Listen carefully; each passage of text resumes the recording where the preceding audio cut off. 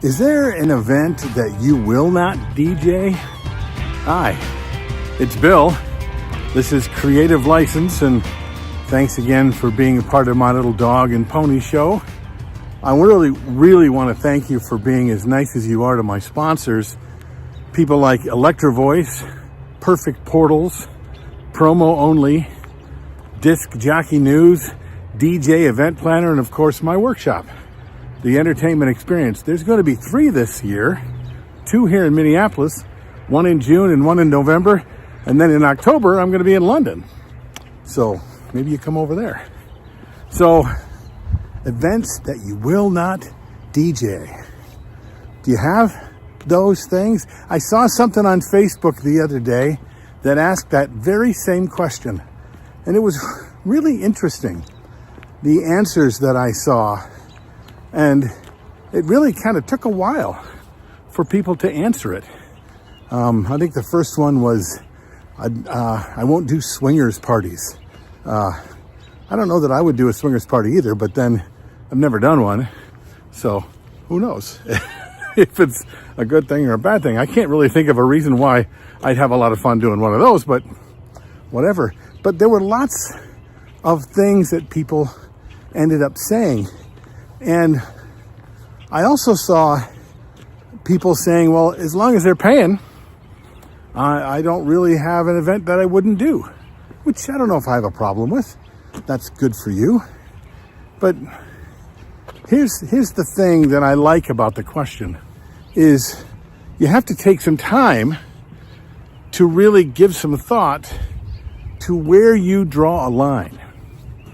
Do you have a boundary when it comes to the people you will work for, the kinds of events that you will do, the kind of events that you'll be a part of?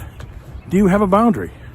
If the boundary is only money, once again, I don't think that's a problem. Not for me, but I can see where it might be for somebody else, because there always is something that shows up at the events that we like or don't like, right? And if you're being paid well, and you're making certain promises to be able to deliver to your customers in a really extraordinary way, then you need to be able to have a certain amount of things line up for you to be able to be amazing, right? There are certain events that I don't like doing anymore because they're harder for me. High schools and bar mitzvahs and things like that, they're a little more difficult for me because I don't really relate very well to the age group anymore. Even though I could do it, pay me enough money, I'll find a way to do it. But the problem with that for me is that I don't want to be there, right? I'm getting paid, but I don't want to be there.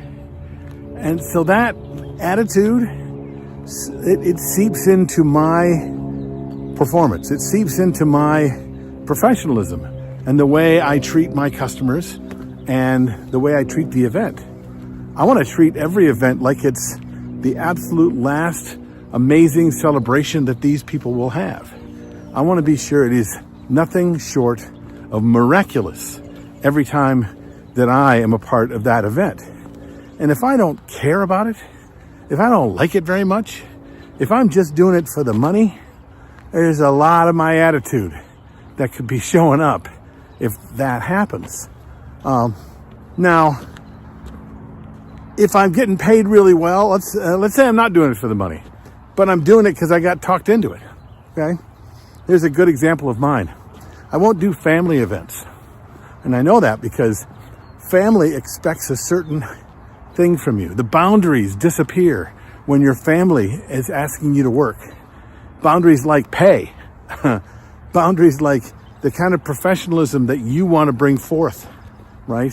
The kind of expectations that you have of your client, because now they're family. And then the expectations of doing extra for absolutely nothing, or that just, it gets under your skin after a while. So family events, I won't do anymore. Now, I've literally written these things down. Have you? I think you should. I think you should write down the kinds of events you will absolutely say no to. And if you will say yes to them, what are the circumstances that need to be showing up for you to say, okay, I will. And the circumstance may be money, but it also might be different circumstances, like you expect certain kind of decorum. You expect them to do some of the work. Whatever those things are. But once you have them, then you have boundaries that you have to hold onto. You are now trying to show up in a way that's, that shows that you have an integrity for the work that you do, for the art that you create, for the events that you will do. Now, there's a lot more to be said on this, but with a little show that has about 6 minutes to it, that's about all I can share with you today. I'm Bill. This is Creative License, and I will see you next week.